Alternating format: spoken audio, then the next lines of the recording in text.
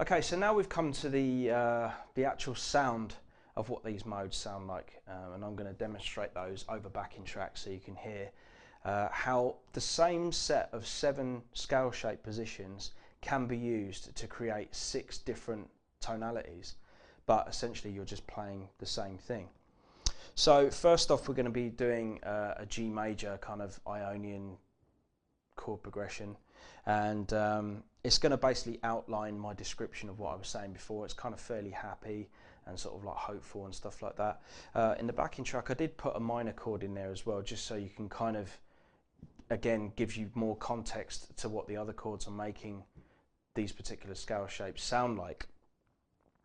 So what I've done is I've taken the G major scale and I'm basically taking each of the notes but making them into like a song. So we're going to be focusing mainly on G major for the first part.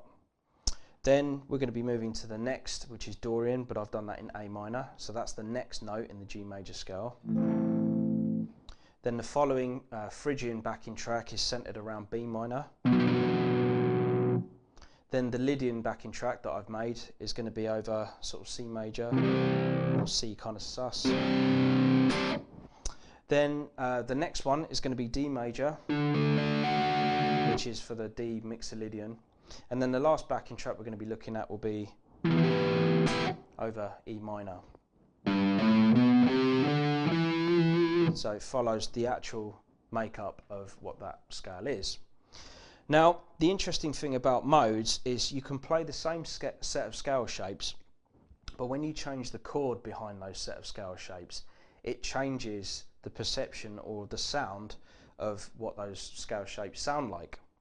So the only way I can really kind of put that into any sort of context that you might understand, rather than just me explaining it to you, I'm actually just going to do these sort of performances.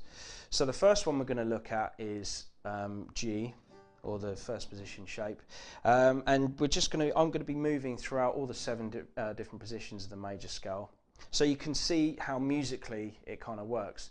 But first off, what I'm going to do is I'm just going to play the scale shapes over that backing track, just so you can hear what that scale sounds like in that particular mode. So here's the first jam.